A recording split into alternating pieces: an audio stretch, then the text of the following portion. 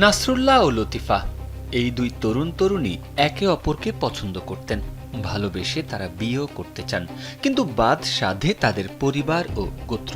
নাসরুল্লাহ লাঙ্গা সম্প্রদায়ের আর লতিফা মাক্সি গোত্রের। পরিবার বা গোত্রের চাপে নতি স্বীকার না করে তারা বিয়ের সিদ্ধান্ত নেন।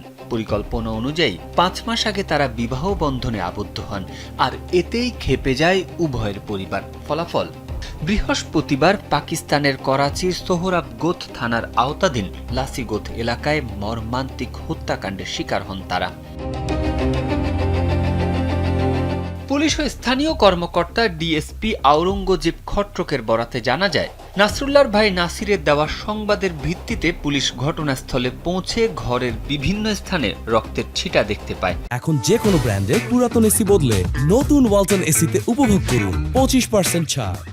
এতে ধারণা করা হচ্ছে হামলার সময় নিহতরা পালানোর চেষ্টা করেছিলেন, তবে হামলাকারীরা তাদের ধাওয়া করে হত্যা করে।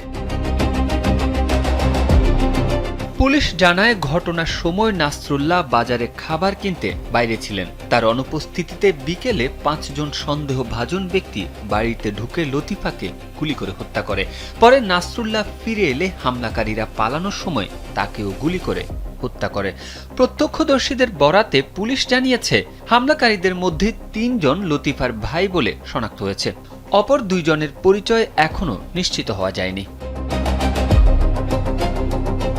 তদন্তে জানা গেছে, এর আগে লারকানায় আদালতের মাধ্যমে ওই দম্পতির বিয়ে সম্পন্ন হয়। এ বিয়ের বিরোধিতা করে উভয় পরিবার তাদের বিরুদ্ধে মামলা দায়ের করেন। পরে আদালত 2 জনকে জামিন দেন। 2 গোত্রের মধ্যে সালিশ মারফত সমঝোতার চেষ্টা ব্যর্থ হলে প্রাণ ভয়ে তারা করাচিতে চলে আসেন। হুমকি এড়াতে নাসরুল্লাহ তার স্ত্রী ও ভাইকে নিয়ে আত্মগোপনে গিয়ে লাসিগোত এলাকায় একটি বাড়ি ভাড়া নেন। পুলিশ জানিয়েছে, প্রধান সন্দেহভাজন হিসেবে বিবেচিত লতিফার ভাইদের গ্রেপ্তারে লারকানা পুলিশের সঙ্গে যোগাযোগ করা হয়েছে।